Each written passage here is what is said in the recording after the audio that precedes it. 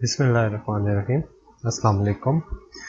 In the last lab 6 we have seen how we can enhance an edges in an image, and in today's lab we will see how we can transform the image into frequency domain. We will see what is the Fourier transform, how it is applied on the image, and the Fourier transform is of fundamental importance to image processing. It allows us to perform tasks which would be impossible to perform any other way. Its efficiency allows us to perform other tasks more quickly and easily. The Fourier transform provides, among other things, a powerful alternative to linear spatial filtering. It is more efficient to use Fourier transform than a spatial filter for a larger file. Today lab will be performed in two parts, in lab 7 and lab 8. That is, the lab 7 and lab 8 will be on the Fourier transform. Before we discuss the Fourier transform of images, we shall investigate the one-dimensional Fourier transform and few of its properties. आज की जो हम lab करेंगे, हम दो portions में करेंगे, ठीक है। लैब 7 और लैब 8 आपकी जो है वो फोरियर ट्रांसफॉर्म के ऊपर ही होगी। हम देखेंगे कि हम कैसे फोरियर ट्रांसफॉर्म एक इमेज के ऊपर अप्लाई करते हैं, और इस फोरियर ट्रांसफॉर्म से हम देखेंगे कि स्पेशल फिल्टरिंग के केसेस में ये कैसे हमारे पास हेल्पफुल है, कैसे हमारे पास फोरियर ट्रांसफॉर्म से मुख्तलिफ जो डिफ़िकल्ट टास्क हैं वो कैसे इससे इजी और सिंपल हो जाते हैं। तो पहले हम आएंगे one dimensional Fourier discrete Fourier transform पे, ठीक है। सिंपल आप देख सकते हैं कि स्क्वायर वेव हम देख रहे हैं, sine of X 1/3 sine 3 of X plus 1, ये एक स्क्वायर वेव है। इसकी स्क्वायर वेव की डिकम्पोजिशन हुई है, ठीक। अब हम एक डिस्क्रीट सीक्वेंस की एग्जांपल लेते हैं। डिस्क्रीट सीक्वेंस आपके पास ये गिवन है, 4 1s हैं और 4 -1s हैं। हम इनसे आगे देखते हैं, ये हमारे पास जो साइंस की वेव फॉर्म आ रही थी वो ये है, ये एक परफेक्ट साइन ऑफ एक्स है, ये 1/3 साइन 2 ऑफ एक्स, ये 1/3 साइन 4 ऑफ एक्स, और इन सारों को हम अगर ऐड करें F of X is equal to, तो आपके पास कुछ इस तरह की वेव फॉर्म बनेगी। ये जो नीचे है, ऊपर वाली तो हमारे पास परफेक्ट है, वो 1 -1 1 -1 है, नीचे हमारे पास इस तरह की एक स्क्वायर फॉर्म बन जाती है। इस स्क्वायर फॉर्म के हम देख रहे हैं कि हम कैसे डिस्क्रीट सैंपल्स ले रहे हैं, ठीक है। Discrete functions as a sum of sines हम इनके सैंपल्स लेते हैं। तो अब आते हैं, सपोज हमारे पास एक वेक्टर है जिसमें f0 f1 f2 up to f1 -1 है, एक सीक्वेंस है जिसकी लेंथ n है। तो इसका फोरियर ट्रांसफॉर्म कैसे होगा, कैपिटल F बोल्ड लेटर में है is equal to f0 f1 f2 up to f of n -1, और ये जो f of not f of ये है, ये इसके इक्वल होंगे 1/n x is equal to 0 to n -1 summation exponent -2 pi i xu divided by n into f of x। तो ये फोरियर ट्रांसफॉर्म की डेफिनेशन है, और इसी तरह ये इन्वर्स फोरियर ट्रांसफॉर्म की डेफिनेशन है। ये इसमें जो स्केलिंग फैक्टर है 1/n है, कोई भी इसमें स्केलिंग फैक्टर आपको नजर नहीं आ रहा, और साइन इनसाइड द एक्सपोनेंशियल, ठीक है। ऊपर अगर हम देखें inside the exponential function has been change to positive. Inverse Fourier transform में जो एक्सपोनेंशियल का साइन है वो पॉजिटिव हो गया, और इसमें स्केलिंग फंक्शन नहीं है, जबकि फोरियर ट्रांसफॉर्म में आपके पास ये स्केलिंग फंक्शन था। एग्जाम्पल देखते हैं, मैटलैब में एक फंक्शन लेते हैं, फिर उसका फोरियर ट्रांसफॉर्म निकालते हैं। तो CLC clear all close all उसी तरह आ गया। मैंने एक वेक्टर ले लिया a इज इक्वल टू 1 2 3 4 5 6, और मैंने इसका f of t of a find out कर लिया, और मैंने साथ ही साथ इसको FFT में जब मैंने आर्गुमेंट्स भेजे हैं तो मैंने इसका ट्रांसपोज लिया है, क्योंकि FFT के अंदर जो आर्गुमेंट्स आप भेजते हो वो आप कॉलम वेक्टर भेजते हो, रो वेक्टर नहीं भेजते हो, तो इस वजह से मैंने इसका यहाँ पे ट्रांसपोज लिया है। इसको मैं रन करूँगा तो मेरे पास ये फोरियर ट्रांसफॉर्म की वैल्यूज आ रही है, ठीक है। सेम मैनुअल में भी वही वैल्यूज हैं जो हमारे पास एक्चुअल में निकल रही हैं। DFT single vector we should use a column vector, ये मैंने आपको बता दिया कि हम DFT के लिए हम FFT में जब भी हम पास करेंगे हम कॉलम वेक्टर ही पास करेंगे। प्रॉपर्टीज़ में ये कि ये लीनियर होती है, फॉरियर ट्रांसफॉर्म लीनियर होता है। शिफ्टिंग में आप देख रहे हैं कि अगर आप कैसे इसमें शिफ्ट लेके आते हो, शिफ्टिंग का क्या इफेक्ट आता है। हमारे पास 2 3 4 5 6 7 8 1 था, ठीक है। अब इसको -1 से और मैंने मल्टीप्लाई कर दिया अल्टरनेट पे, तो आपके पास अल्टरनेट जो वैल्यूज हैं वो माइनस में आ गई हैं, -3 -5 -7 और -1। अब इसका मैंने फोरियर ट्रांसफॉर्म लिया, तो आपके पास एक F of T of x लिया तो F of T of x ये आ रहा है, और F of T of x1 लिया तो ये आ रहा है। ये चीज़ हम मैटलैब में इम्प्लीमेंट करते हैं, ठीक है। इन दोनों जो हमने पहले काम किया था उसको मैं कमेंट कर रहा हूँ। कंट्रोल आर से कमेंट होता है और कंट्रोल टी से कमेंट रिमूव होता है, ठीक है। तो इसको अनकमेंट करते हैं और इसको रन करते हैं। तो अब आप देख रहे हैं कि कैसे हमारे पास 36 -9 -4, हम लोगों ने और कुछ भी नहीं किया, सिर्फ अल्टरनेट साइंस को माइनस किया है, हमने कन्वर्ट किया है। तो आपके पास 4 1 36 आपके पास जो ऊपर था वो आपके पास अब इधर चला गया, और ये जो 4 + 0 0 था ये आपके पास फर्स्ट पे आ गया। हम इस तरह से इसको हमने शिफ्टिंग की है कि जो फर्स्ट में जो आपके पास x of Fourier transform of capital X of 1 जो था वो आपके पास x ऑफ 4 बन गया, और फिर वो x ऑफ 1 बन गया। उसके बाद अगेन रिपीटेशन है -9 -4 और 1 की, ठीक है। सेंट्रल वैल्यू से बाहर दूसरी तरफ भी आपके पास शिफ्ट हो गया है। आपके पास पूरा सीक्वेंस एक तरह से फ्लिप हो गया अराउंड 4, ठीक है। नोटिस द फर्स्ट 4 एलिमेंट और the last 4 element vice versa हो गए। कंजुगेट सिमेट्रिक होता है, ठीक है। फास्ट फोरियर ट्रांसफॉर्म एक डीएफटी का एक बेहतर एल्गोरिथम है जो कि काफ़ी स्पीड से कैलकुलेट करता है। अगर इसका कंपैरिजन देखें, for 2 power n 4 direct arithmetic 16 है, एफएफटी की अरिथमेटिक 8 है, और इंक्रीज इन टाइम 2 है, यानी 2 टाइम्स आपको एफएफटी फास्टर मिलेगा। इसी तरह जैसे जैसे आप बढ़ाते जाओ तो आपके पास अगर कोफिशिएंट्स 1 0 2 4 हैं तो आपके पास डायरेक्ट अरिथमेटिक डीटीएफटी के लिए 1 0 4 8 5 7 6 होंगी, जबकि एफएफटी में सिर्फ 1 0 2 4 0 होंगी, और आपको 102.4 टाइम्स इंक्रीज मिलेगा। तो इसलिए हम डीएफटी का फुल मेथड की जगह हम जो ऑप्टिमाइज एल्गोरिथम है एफएफटी वो यूज करते हैं डीएफटी निकालने के लिए। तो आगे चलते हैं। DTFT as a special filter, DTFT special filter भी के तौर पे भी काम करता है। स्पेरेबिलिटी भी इसमें आती है, स्पेरेबिलिटी लिनियरिटी भी है, कन्वोल्यूशन थ्योरम भी इसका हम लोग अप्लाई करके देखेंगे। इसका डीसी कोएफिशिएंट ऑफसेट देखेंगे, कंजुगेट सिमेट्री देखेंगे, और ट्रांसफॉर्म को आप डिस्प्ले कैसे करवाते हो, एफएफटी शो का फंक्शन वो क्या होता है, इस चीज़ को देखेंगे। रेलिवेंट मैटलैब फंक्शन जो हम यूज़ करेंगे वो एफएफटी है, आईएफएफटी है, एफएफटी2 है, डीटीएफटी ऑफ अ मैट्रिक्स जो 2 डायमेंशनल हम लोग डीटीएफटी परफॉर्म करते हैं तो उसके लिए हम एफएफटी2 देखेंगे। आईएफएफटी2 को देखेंगे which takes inverse DFT of a matrix, और एफएफटी शिफ्ट जो कि एक ट्रांसफॉर्म को शिफ्ट करेगा, जैसे कि ऊपर फिगर 7.7 में शो हुआ है, ठीक है। एक एफएफटी आपके पास ये आ रहा है, आफ्टर शिफ्टिंग आपके पास A B C D total out of आपके पास टोटली शिफ्ट हो जाएगा कि जो आपके पास ए था वो लास्ट में चला गया, बी सेकंड लास्ट है, सी इधर आ जाएगा, डी इधर आ जाएगा। तो शिफ्टिंग और आफ्टर शिफ्टिंग का इफेक्ट आपको यहाँ पे नजर आ रहा है कि कैसे आप के पास शिफ्टिंग से क्या इफेक्ट पड़ता है।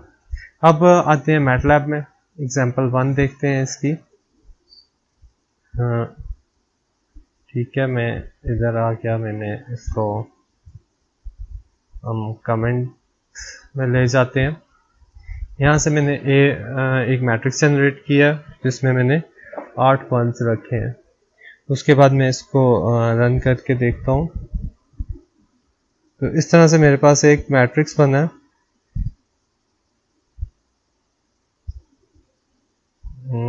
एक मिनट, ये इस तरह से है, ठीक है।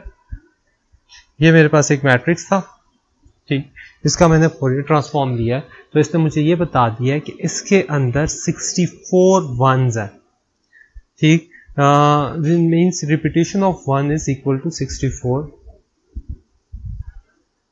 ठीक है, तो फ्रीक्वेंसी क्या होती है कि एक ऑब्जेक्ट आपके पास कितनी दफ़ा रिपीट हो रहा है एक इमेज में, वो उस ऑब्जेक्ट की फ्रीक्वेंसी होगी। तो इस केस में हमें नज़र आ रहा है कि मेरे पास 64 वंस हैं, तो मुझे इसने 64 दे दिया, 64 मेरे पास आंसर आ रहा है। DC coefficient is the sum of matrix values. ठीक है, now we take matrix consisting of single conjugation. ठीक, हम लोगों ने एक मैट्रिक्स लिया, ठीक है, 100 से 200 की वैल्यूज हैं, 100 से 200 की वैल्यूज हैं, इसको रीमैट कर दिया A44 पे, मींस कि 4 टाइम्स ये हो जाएगा। जो मेरे पास एक 100 और 200 का मैट्रिक्स था, 100 और 200 का, वो 4 टाइम्स आगे जा रहा है, और इसका मैं FFT लेता हूँ तो मुझे बताएगा कि 196 100 आ रहा है, और जो 200 की वैल्यूज है वो फ्रीक्वेंसी है वो -3200 आ रही है। ठीक है, इसको मैटलैब में परफॉर्म करके एक दफ़ा देखते हैं। इसको अगेन मैंने कमेंट कर दिया, और ये वाला मैंने अनकमेंट कर दिया। ठीक है, इसको मैं रन करता हूँ तो ये मेरे पास अगेन वो फ्रीक्वेंसी वेक्टर्स शो हो रहे हैं। तो मैं अगर देखूंगा ए के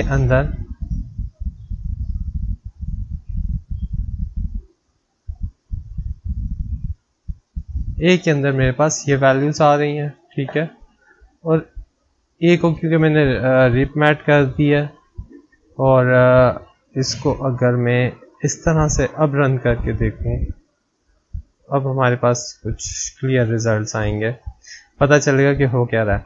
सिंपल ए 100 और 200 का मैट्रिक्स जनरेट किया था हमने, उसके बाद मैंने यहाँ पे रिपीट मैट्रिक्स रेप मैट की है कि ए को 4 टाइम्स कॉलम्स में और 4 टाइम रोज में रिपीट करें।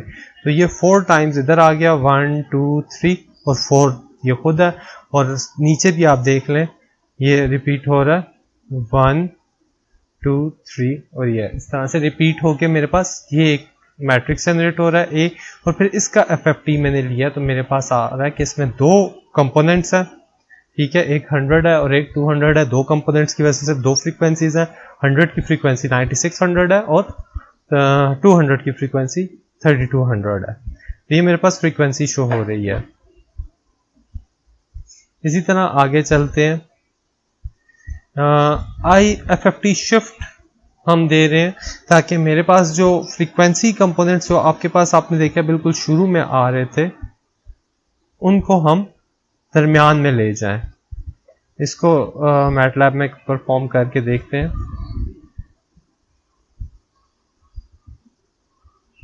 ठीक है, मैं एक मैंने वेक्टर लिया ए जिसमें जीरोस और वंस का मैंने मैट्रिक्स ले लिया, मैंने उसका FFT लिया और उसको FFT शिफ्ट दे दिया, और बाद में जो मेरे पास एब्सोल्यूट रिस्पॉन्स आया मैंने उसको राउंड ऑफ भी कर दिया। मैं इसको रन करके देखता हूँ, देखते हैं हमारे पास क्या रिजल्ट आता है। ये राउंड हो के रिजल्ट आ रहा है।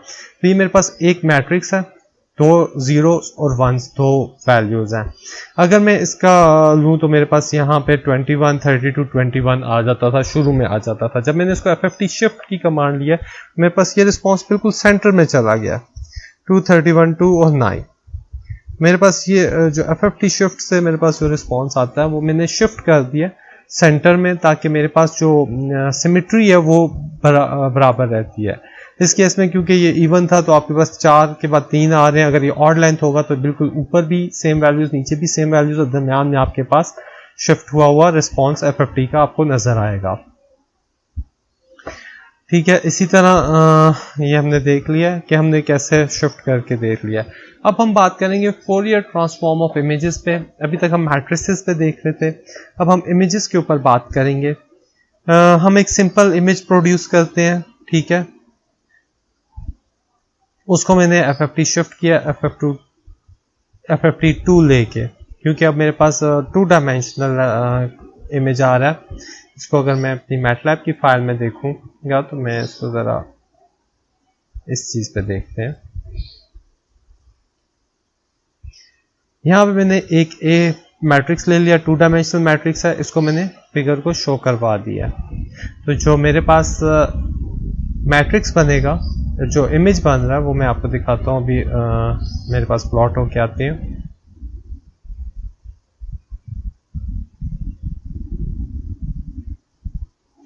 ठीक है, इस तरह का इमेज है मेरे पास, एक तरफ वाइट है एक तरफ ब्लैक है। तो मैं अगर देखूं मेरे पास जो ए बन रहा है, जो मेरे पास ए मैट्रिक्स आ रहा है वो 256 cos 256 का मैट्रिक्स है। ठीक है, उसमें शुरू में जीरोज हैं जो ब्लैक शेड को रिप्रेजेंट कर रही है, और आखिर में 1 है जो वाइट शेड को रिप्रेजेंट कर रही है। तो मेरे पास यहाँ पे ये एक ब्लैक एंड वाइट इमेज है, इसमें 2 ही कलर है, बाइनरी इमेज है। ठीक है, अब इस बाइनरी इमेज को मैंने शो करवा दिया। इसके बाद इस बाइनरी इमेज का मैंने FFT लिया और उसको सेंटर में शिफ्ट कर दिया। ठीक है, उसके बाद मैंने इसका एब्सोल्यूट रिस्पॉन्स AF1 में लिया। ठीक है, AF1 log 1 plus absolute of AF1। मैंने एब्सोल्यूट रिस्पॉन्स हम लोग इस तरह से प्लॉट करते हैं कि ABS आपको एब्सोल्यूट की कमांड है, एब्सोल्यूट कोई भी रिस्पॉन्स हो उसका एब्सोल्यूट लेती है। एब्सोल्यूट का आपको पता है कि नेगेटिव नंबर्स को भी वो पॉजिटिव कर देता है, पॉजिटिव है तो वो वही पॉजिटिव नंबर रहता है। इसमें 1 प्लस ऐड करके इसका लॉग लिया है और फिर हमने उसको प्लॉट किया है। IM शो में AF1 डिवाइड बाय AF1 किया है। ठीक है, मैंने 1 to 9 वैल्यूज प्लॉट की हैं, इसकी पूरी वैल्यूज प्लॉट नहीं की हैं। ठीक, उसके बाद सेकंड फिगर में मैंने मैट टू ग्रे का फंक्शन यूज किया। ठीक, उसी तरह log 1 plus absolute A of F कर दिया और फिर मैंने शो करवा दिया है। एक मेरे पास log FFT शो का फंक्शन मैटलैब का बिल्ट इन फंक्शन नहीं है। मैटलैब में FFT शो का फंक्शन आपको लिखना पड़ेगा। FFT शो के फंक्शन की डेफिनेशन मैनुअल में भी गिवन है और मैं आपको इधर भी दिखा दूंगा। तो FFT शो में मैंने दूसरा रिस्पॉन्स, एक मेरे पास लॉग रिस्पॉन्स है, एक मेरे पास एब्सोल्यूट रिस्पॉन्स है। ठीक है,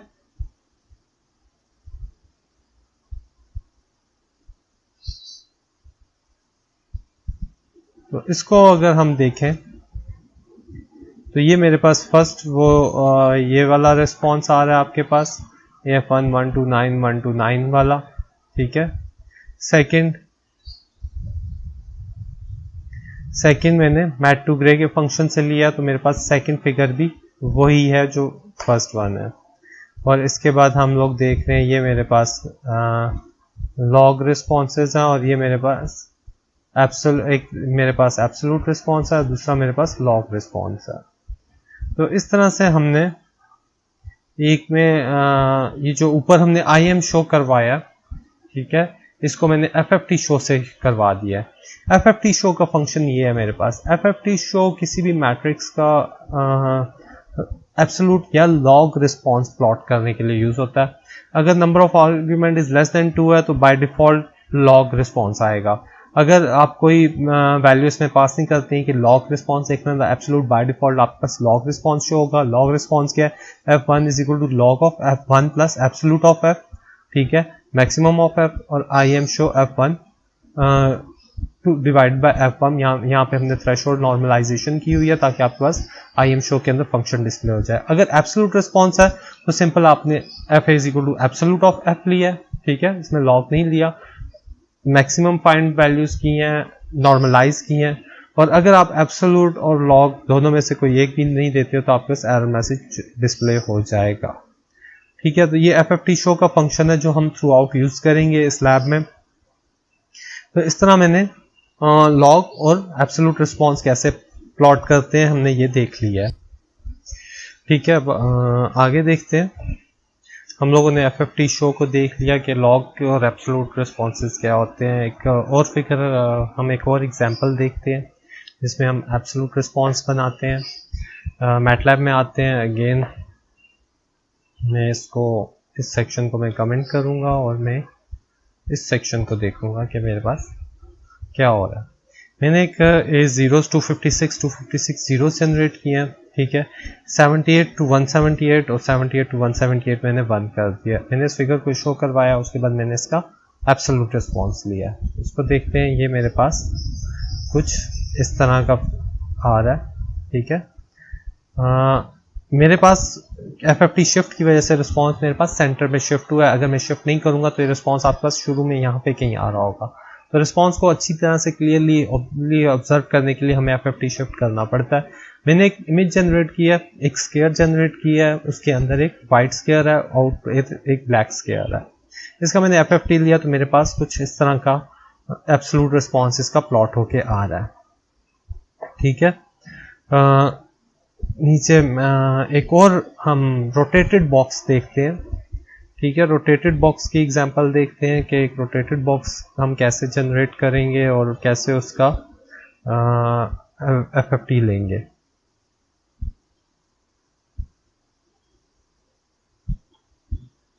ठीक है, मैश ग्रिड जनरेट कर रहे हैं 1 to 56 से इस कमांड से हम लोग इसको बॉक्स को रोटेट कर रहे हैं। उसके बाद हम इसको IM शो कर रहे हैं और इसका FFT ले रहे हैं रोटेटेड बॉक्स का, ठीक है। तो ये मेरे पास रोटेटेड बॉक्स आ रहा है, ठीक। अब इसके FFT में आप देख रहे हैं कि मेरे पास ये वाइट पहले बिल्कुल सेंटर में डॉट आ रहा था, ना इधर आ रहा था ना उधर। तो इसमें मेरे पास एक वाइट लाइट आ रही है, इसे मैं FFT शो BF कर रहा हूँ तो मैं इसमें इसका लॉग रिस्पॉन्स देख रहा हूँ। जो मेरे पास फिगर आ रही है वो मेरे पास इसके लॉग रिस्पॉन्स की आ रही है, ठीक है। ये मेरे पास फिगर्स आ रही हैं। अगर मैं इसका DTFT का इसका लॉग रिस्पॉन्स देता तो मेरे पास कुछ इस तरह की फिगर आती, ठीक है। मैंने इसका एब्सोल्यूट रिस्पॉन्स लिया तो मेरे पास बिल्कुल पॉइंट आया। और इसी तरह रोटेटेड बॉक्स का मैंने लॉग लिया तो मेरे पास लॉग रिस्पॉन्स लिया, ताकि आपको रोटेशन में पता चले किस तरह से आपके पास आपका DTFT भी रोटेट हो रहा है साथ साथ जैसे ही आपका इमेज रोटेट होता है। अब हम सर्कल पे बात करते हैं। हमने बॉक्सेस देख लिए, बॉक्सेस बना के देखे हैं, उन पे हमने किया। अब हम सर्कल पे बात करते हैं कि हम एक सर्कल बनाएंगे, हम उसका DTFT देखते हैं क्या होगा।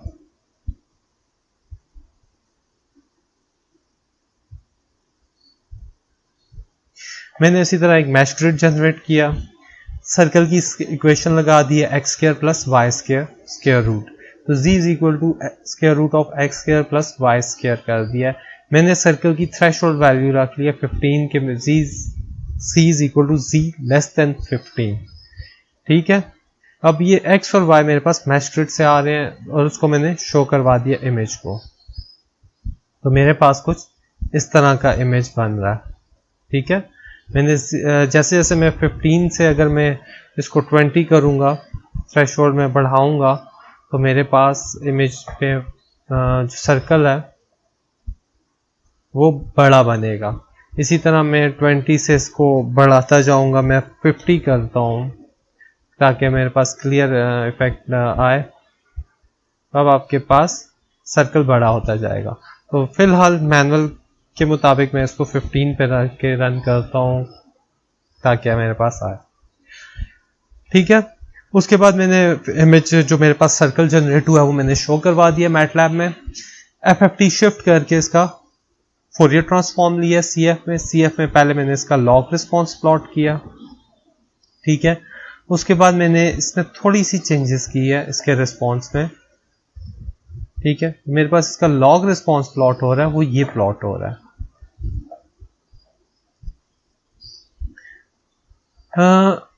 रिंगिंग इन फोरियर ट्रांसफॉर्म आपके पास इफेक्ट आएगा, ठीक है। This is an artifact associated with the sharp cut off circle. आपके पास शार्प जो कट्स ऑफ आ रहे होते हैं, आपके पास एकदम ब्लैक से वाइट, वाइट से ब्लैक जो हो रहा होता है, उसकी वजह से आपके पास ये रिंगिंग इफेक्ट जनरेट होता है फोरियर ट्रांसफॉर्म में। ऊपर हमने स्केयर्स में देखा था कि हमारे पास वो इफेक्ट जो है वो वर्टिकल और हॉरिजॉन्टल लाइन में आ रहा था लॉग रिस्पॉन्स के अंदर। एब्सोल्यूट में ये नहीं आएगा। both edges and boxes in the image in previous transform line values appear हो रही थी, ठीक है।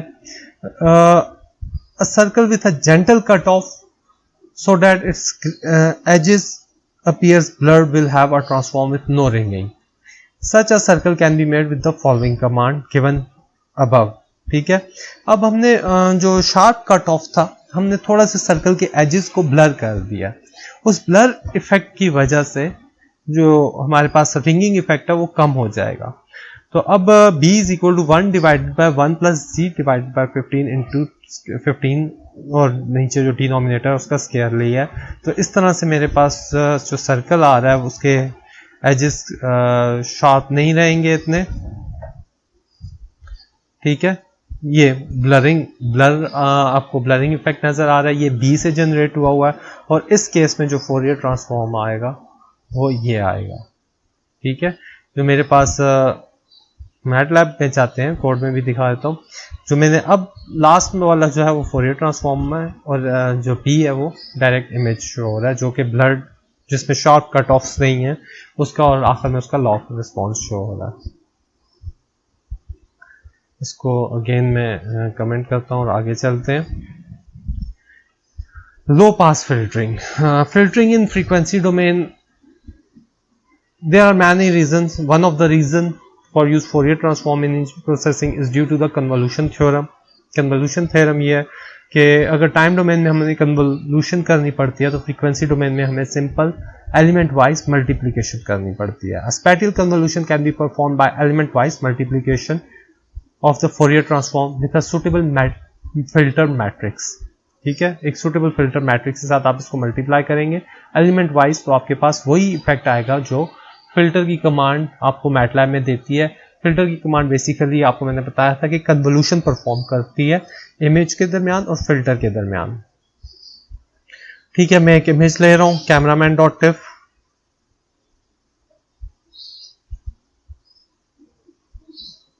ठीक है। मैंने इस इमेज को शो करवाया, इसका फोरियर ट्रांसफॉर्म ले लिया, इसको अनकमेंट करते हैं।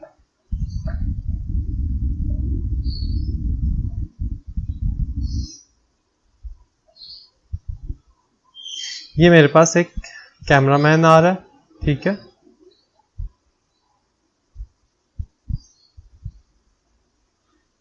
इसको अभी मैंने रिस्पॉन्स इसका फोरियर ट्रांसफॉर्म शो नहीं करवाया। ये मेरे पास एक कैमरामैन डॉट टिफ का इमेज आ रहा है, इसको हमने ले लिया। अब इसका DTFT भी हमने ले लिया, ठीक है। फिगर में अगर मैं इसको DTFT प्लॉट करवाना चाहूँ तो मैं मैटलैब कोड में आऊँगा। मेरे पास जो ये CF प्लॉट हो रहा है, आई थिंक कि मैंने ये CF प्लॉट नहीं किया, मैंने फिगर, चलें इसका FFT फिगर से मैं शो करवा देता हूँ।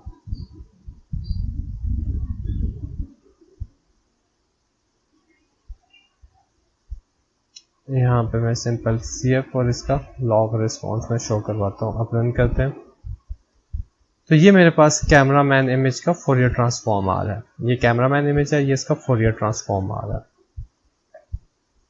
ठीक है। हमने इसको लॉग रिस्पॉन्स को शो करवा दिया। आगे हम क्या करते हैं, इस कैमरामैन इमेज को मैं, जो ऊपर मैंने सर्कल जनरेट किया था उसके साथ मैंने एलिमेंट वाइज मल्टीप्लाई कर दिया, ठीक है। तो वो as a low pass filter ही आपके पास आ रहा होगा। सर्कल का जो हमने इक्वेशन बनाई थी ऊपर, उसको मैं कैमरामैन से मल्टीप्लाई कर रहा हूँ एलिमेंट वाइज, और फिर उसको मैं इसका FFT शो देख रहे हैं, ठीक है। और फिर उसको दोबारा IFFT करके दोबारा उसको हम इमेज को डिस्प्ले करवा रहे हैं। तो हमारे पास कुछ इस तरह के इफेक्ट्स जनरेट होंगे लो पास फिल्टरिंग की वजह से। इसको मैटलैब में प्रॉपरली परफॉर्म करके देखते हैं, ठीक है। मैंने उसी तरह मैंने सर्कल जनरेट किया, सेम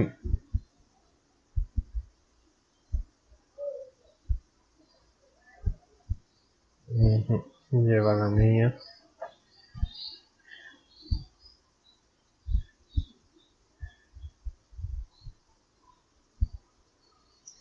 ठीक है।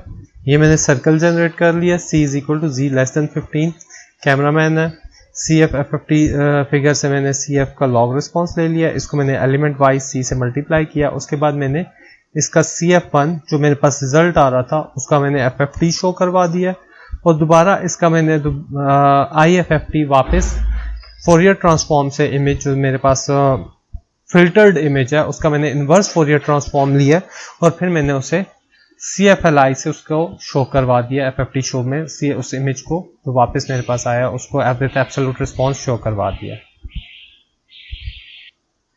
तो इसको रन करके देखते हैं। ठीक है जी, तो अब देख रहे हैं मेरे पास फर्स्ट वाला मेरे पास ये फिगर 1 में मेरे पास कैमरा मैन आ रहा है, ठीक है। सेकंड में मेरे पास उसका फोरियर ट्रांसफॉर्म आ रहा है। थर्ड में मेरे पास जो मैंने फिल्टर किया था Fourier transform, filtered Fourier transform आ रहा है कि इस फोरियर ट्रांसफॉर्म को मैंने इस सर्कल वाले जो मेरे पास फिल्टर था उससे मैंने लो पास फिल्टर से गुजारा है। तो इसने इस सेंटर में मेरे पास जो लो फ्रीक्वेंसीज है उनको अलाउ किया, बाकी सारी फ्रीक्वेंसीज को इसने ब्लॉक कर दिया। और दोबारा इसका मैंने जब लिया इनवर्स फोरियर ट्रांसफॉर्म लिया तो मेरे पास ये ब्लर्ड इमेज आ रहा है। Again ringing effect sharp cut of की वजह से आ रहा है। ये रिंगिंग इफेक्ट अगर मैं इस शार्प कट ऑफ सर्कल को ना लूँ, एक ब्लर्ड सर्कल लूँ, तो मेरे पास ये रिंगिंग इफेक्ट कंट्रोल हो सकता है, ठीक है। मैंने कट ऑफ कम किया है, कट ऑफ Z15 पे मेरे पास ये आ रहा था, 5 पे जब मैंने लिया तो मेरे पास ये आ रहा है, ठीक है। अब इसी तरह इसका कट ऑफ में चेंज करके आपको दिखाता हूँ। 15 की जगह हम कट ऑफ 5 रखते हैं। अब मैं इसको रन करता हूँ तो मेरे पास ब्लर्ड इमेज, बहुत ज्यादा इमेज ब्लर्ड आ रहा है, ठीक है। अब अगर मैं इस C की जगह मैं इससे B वाले इमेज को देखूं, ठीक है, मैं ऊपर से वो जो हमने B जनरेट किया था, एक ब्लर्ड रिस्पॉन्स जनरेट किया था, ठीक है। B से इसको मैं मल्टीप्लाई करता हूँ कि कट ऑफ में अगेन उसका 15 ही करूँगा क्योंकि ये बहुत कम हो जाएगा। ओके, मैंने ये सर्कल ले लिया, इसको मैंने एलिमेंट वाइज मल्टीप्लाई किया है और मैं इसको रन करके देखता हूँ, ठीक है। अब आप देख रहे हैं कि वो जो रिंगिंग इफेक्ट था वो ख़त्म हो गया, ठीक है। वो शार्प कट ऑफ फ्रीक्वेंसीज की वजह से रिंगिंग इफेक्ट हमारे पास जनरेट हो रहा होता है, अदरवाइज वो रिंगिंग इफेक्ट नहीं आता। तो ये एक लो पास फिल्टर आपको पता है हमेशा इमेज को ब्लर करेगा। हमने लो पास फिल्टरिंग देखी है। अब हम हाई पास फिल्टरिंग को देखते हैं कि हम कैसे हाई पास फिल्टरिंग अप्लाई कर सकते हैं। High pass filtering is basically opposite of low pass filtering, ठीक है। तो जो हमने C लेस देन 15 रखा हुआ था, मैं उसको ग्रेटर देन 15 कर दूंगा तो मेरे पास एक हाई पास फिल्टर बनेगा, ठीक है।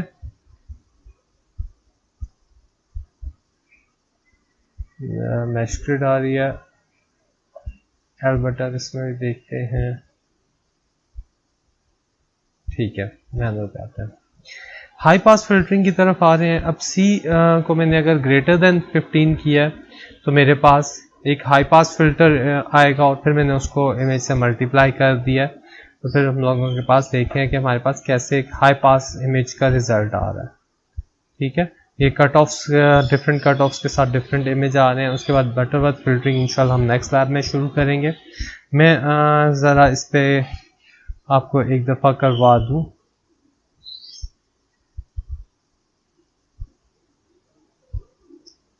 ये तो बटरवर्थ का, इसको कमेंट में ही रखते हैं, इसको मैं अनकमेंट करता हूँ, ठीक है। सिर्फ मैंने साइन चेंज किया, हाई लो पास से मैंने हाई पास फिल्टर बना दिया तो अब मेरे पास रिजल्ट ये हाई पास का आ रहा है। इसी तरह अगर मैं इसका चेंज करता हूँ, 25 करता हूँ कट ऑफ पे, और अब मैं इसको रन करूंगा, ठीक है, मेरे पास अगेन इमेज ये आ रहा है।